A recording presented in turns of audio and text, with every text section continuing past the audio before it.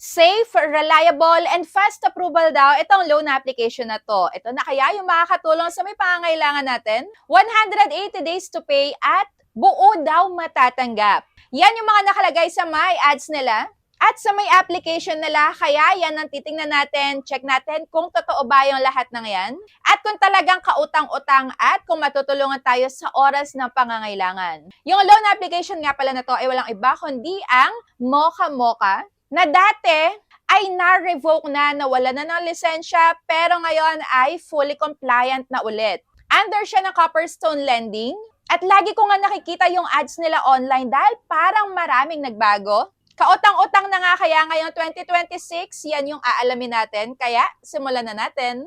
And requested vlog nga pala to ni Helen T4EZ. Pa-review naman ng Mocha Mocha please. At kay Celine Gabs, i-review mo ulit ngayon si Mocha Mocha. Nag-iba na siya. Kasi matagal na tong video mo, 1 year ago na. Nag-apply kasi ako ngayon, bago lang. Installment na siya. Maximum loan nga pala dito is up to 50,000 pesos. At yan na yung pinaka-homepage nila. Since ito ay update na lang dahil nagawan ko na nga din to ng unang video, dito na ako agad mag-uumpisa sa ID. Dahil magre-reloan ako sa kanila. At ito yung mga recommended ID type. UMID or UMID, SSS, driver's license, passport, national ID, postal card, TIN, voter's ID, national ID, at PhilHealth. Hindi ito sponsored, hindi ko kaya hinihikayat na mag-apply dito. Share ko lang sa inyo yon kung ano yung update dito sa may Mocha Mocha, ano na ba yung makikita natin ngayon. At naglagay ako ng isang co-maker dito, ayan, isang guarantor. At meron nga nakanote dito sa baba na ito daw ay maaaring kontakin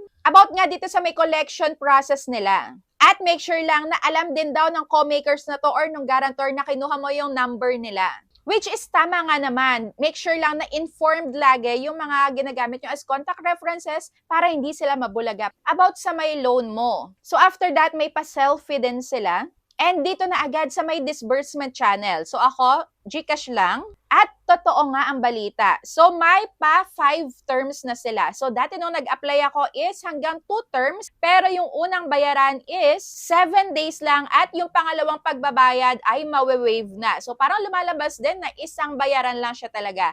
Pero dito, meron akong offer na-offeran ako ng 500 pesos at may 3 terms, 4 terms, at 5 terms. Check natin kung 180 days to pay nga talaga at paano ba yung payment schedule nila ngayon. So dito sa may dalawang bigay, sa dalawang terms na pipiliin is 7 days lang. So before 7 days, kailangan magbayad na agad at another before 7 days, kailangan magbayad na ulit. 7 days interval, pero syempre yung mga ganitong short term is dapat hindi na natin paaabutin ng 7 days on time tayo magbayad dahil dito is legit. Meron at meron pa ding mga super advanced na mga agents na nangungulit na pagbabayarin ka na.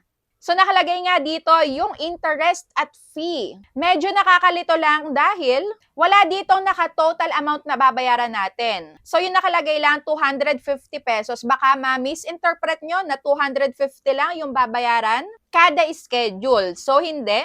Kaya 250 plus 3.5 plus 101.5.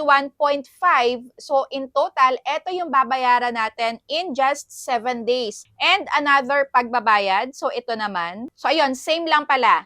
At sa may schedule na pangatlo, wala nang nakalagay na mawe-waive. So, kailangan bayaran pa din.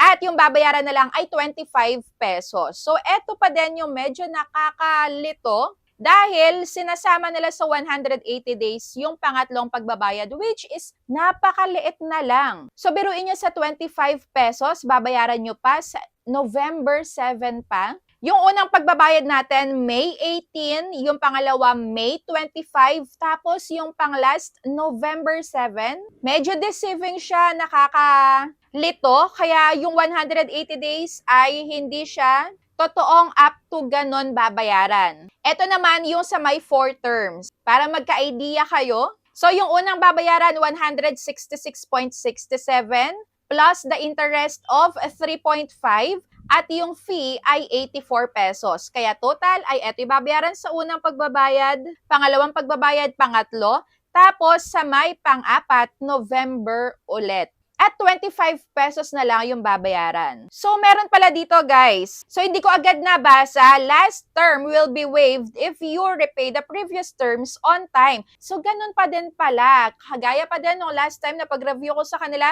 mawe-waive yung pinaka-last payment nila. Kaya para saan pa yung 180 days kung wala ka naman ng babayaran, mawe-waive na. So ano, pampahaba lang, pampaganda dun sa may mga ads. At yung last naman, paano kung 5 terms? So yung mga babayaran every term at every 7 days lang na interval ay 125 pesos plus interest 3.5, fee 66.5, total of ganito yung babayaran natin every term. So short term lang, and chinek ko naman kung malalate man tayo dito ng pagbabayad, gaano ba kalaki yung pinaka-late payment fee nila. So ang pinaka-late payment dito napakalaki, 7% per day siya. So yan na yung pinaka-late charge nyo, napakalaki, 7% per day. Kaya isipin nyo mabuti bago kayo mag-accept ng mga inuutangan nyo, yung mga nakikita nyong ads dyan, ito dapat yung inaalam nyo. Tuwing kailan talaga yung due date, yung interest rate, yung penalty fee. Chinek ko naman yung kanilang disclosure statement kung naka-reflect ba yung pinapakita sa atin bago tayo mag-agree saka dito sa disclosure statement kung talagang tugma silang dalawa.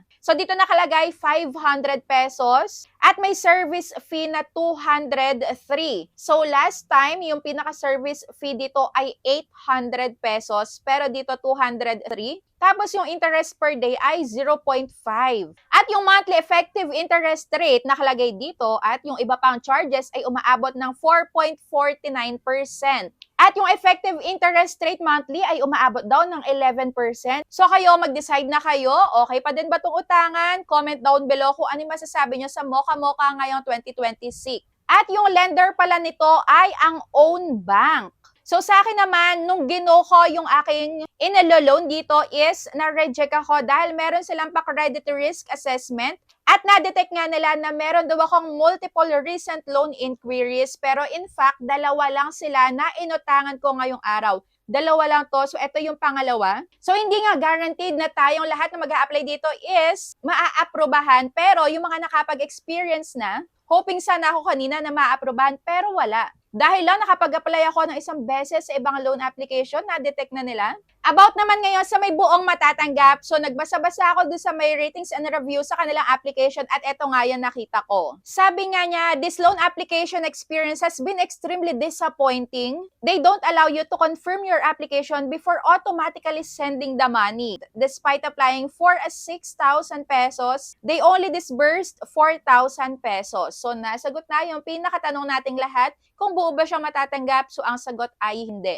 6,000 pesos daw yung in-apply niya pero ang natanggap lang ay 4,000 pesos. So after mo nga daw i-install itong application na to ay sobrang dami na magte-text at tatawag sa'yo. So kayo kung na-try nyo na din itong si Mocha Mocha, comment down below kung ano yung na-experience nyo sa kanila. At sobrang laki naman talaga ng penalty fee, 7% per day. So para sa akin lang guys, hindi ko siya maire-recommend. Dahil kung pabilisan lang ng pag-approve is hindi siya pasok sa akin. At sa buong matatanggap, hindi din. So taliwas siya doon sa pinapakita nila sa may ads online. So nasa sa inyo pa din naman guys, yung 100% decision ko ipagpapatuloy nyo yung pag-apply dito or hindi. Basta maging responsable kayo. Once na i-accept nyo yung loan dito, dapat responsable kayong bayaran niya sa due date na ipinakita sa inyo. Tandaan, short term lang to at medyo mabigat sa bulsa dahil ang bilis lang bayaran. Yan, always be a responsible borrower and ang utang kailangan bayaran. Pagka hindi kayang bayaran, huwag nang umutang. So yun lang, thank you for watching and see you on my next vlog. Bye!